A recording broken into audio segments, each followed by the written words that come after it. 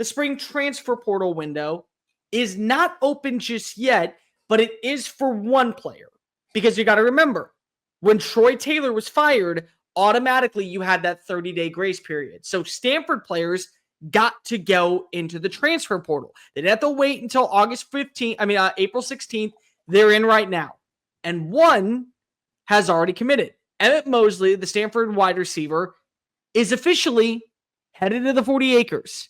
He is now going to be the wide receiver number 2, opposite of what you have in Ryan Wingo, alongside with DeAndre Moore, and another consistent force for an Arch Manning in what feels like a substantial year for Texas. This, to me, Dave, is a really, really interesting find. Because of Emmett Mosley was one of those guys, if you look at his numbers last season on a very overall, I would say probably lackluster Stanford team underneath Troy Taylor, he stood out.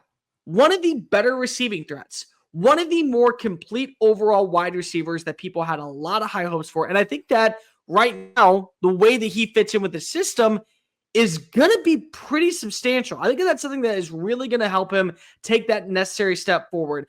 He's 6'2". Last season had 48 catches for 525 yards, 6 touchdowns, had 8 starts as a true freshman.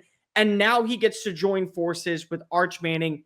But he also doesn't have to be that number 1 receiver. He gets to just be a part of a system, and a system that I think is going to be very wide receiver friendly because of what we know about several guys that have entered the transfer portal and come on into Texas. Guys like Matthew Golden, guys like Isaiah Bond, guys like A.D. Mitchell, all of which were better off leaving the 40 acres than when they were at their previous location. Yeah, no, I would agree. I'm watching it right now. I hadn't watched this kid's full stuff. I have his 10-minute highlight up right now. No, I mean, it would be a good add here. They lose so many guys. Yeah, you got to add a third. You're right. If this guy's your second or third threat, yeah, I'd for sure take that. Again, I'm not expecting this guy. It looks like he struggles to separate a little bit, but I think he's more of like, hey, he's your now screen, get him on the perimeter. Will be interesting to see how he plays against some other secondaries in this league. But I don't see a lot of separation, but I do think he can win at the first and second level. And you do need, because like I always mention, you got to build your wide receiver group, your wide receiver room like a basketball roster. Not everybody needs to be the same. I think that's where Arkansas is struggling right now. They all have just very undersized speedster type of guys. You need that X that can go win one-on-one outside. This guy could win some one-on-one battles, Bear, but I really like him at the first and second level. I think that he is a guy that you're going to see win a lot after the catch and be a good security blanket as a secondary option. Ryan Wingo is going to be the guy that I think takes that next step forward. That's the hope, at least. You brought him on in as a 5-star. You had the belief that he was going to be your next big-time playmaker. You have DeAndre Moore. And I think that DeAndre Moore, in the limited role that he had last year, had his highs, had his lows, but it's another year in the system. He already has a good rapport with what we know with Arch. You know he's going to be a weapon. You are losing, though, some tight end play. You are losing, though, a guy like Matthew Golden that you can trust. You are losing, whether it's Silas Bolden. You're losing a lot of production. You're losing a lot. You're losing a lot. So this is a guy in Emmett Mosley who on a team last year, whether or not you thought that Alec Elamayor was a really good wide receiver, because he was, for a very underperforming Stanford team, he still found a way to show on out. I think that's something to where you can say 3 years of eligibility, more importantly, 2 years to work with Arch Manning, as long as Arch comes back for 2025. This is the long-term play for a guy that you have hope can be an immediate contributor from the second that he touches down on campus. Yeah, I 100% agree with you, man. Yeah, I'm not worried. I think Texas will be fine at receiver this year. It's probably not going to be as explosive as it was last year, but I think in this system with Sarkisian, he sets them up for success just with the play calling. So again, I'm not really ever worried. This will never be a weakness. No. That's wild to say because, like you mentioned, Bear, they lost a lot of production. And like you said, you added in Gunnar Helm into that production as well.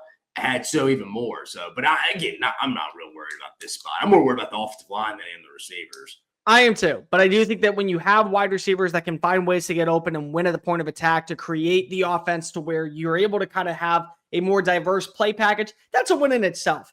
We have not done this in a while, Dave. So let's go ahead and grade the move, as we always like to do. Elite, all league, minus Jag. It's very fun. I'm excited because we haven't done this one in a minute. Where does Mosley fall for you in this category? explaining for you newbies out there, all 500 of you listening right now, this is a grading scale I used to use when I was in college football.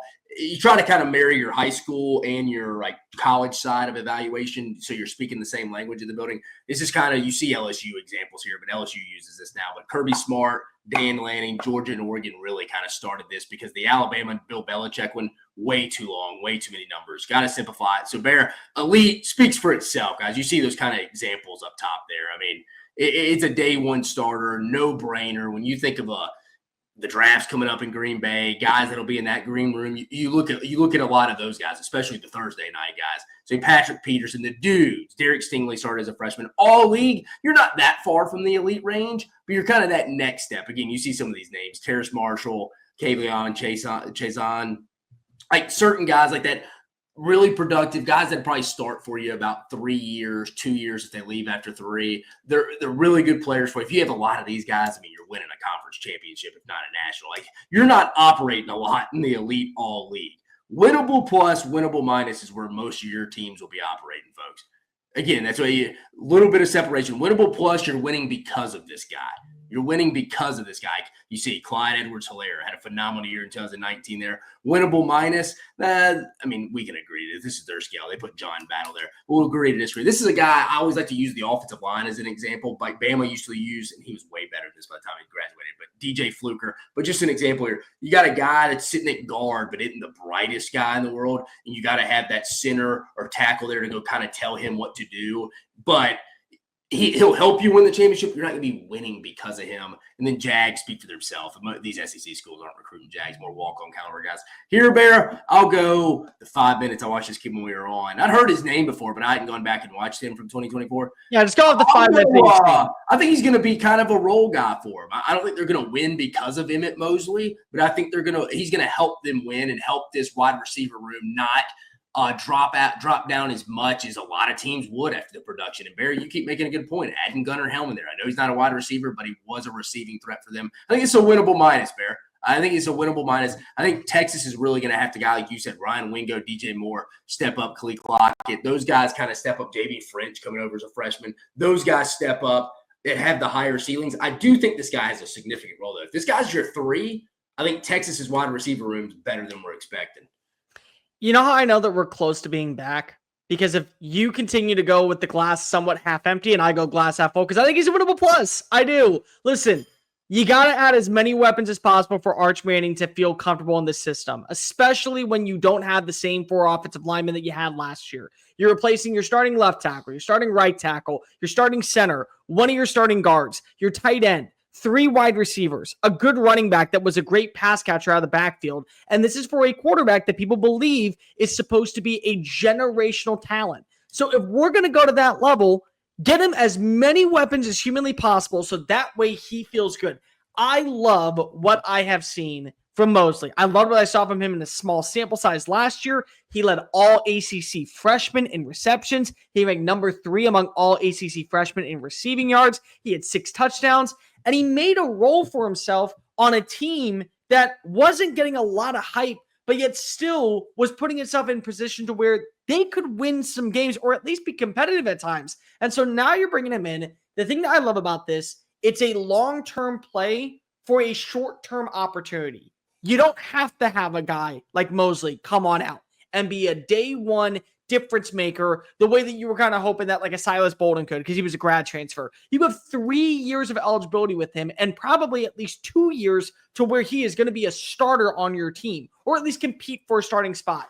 If he ends up being the best wide receiver to come to Austin this year, that's a huge win. If he ends up being a quality role player, that's also a huge win. Whatever it takes to guarantee that Texas is still in the driver's seat in the SEC, still feels good about its offensive personnel, regardless of who is the play caller or who is the quarterback, and regardless of if you feel like that they can still be a competitive force to hoist up a national title, it's always, in my opinion, a winnable plus. Mosley provides that for this offense. He provides that for Arch Manning and Steve Sarkisian. I think that they're in a very, very, very good spot now to where Texas feels like that they have multiple different receivers. And as you brought up, different types of receivers who all can win in different advantages to help them go ahead and punch their ticket back to the college football playoff. Yeah, basketball roster, folks, 1 through 5.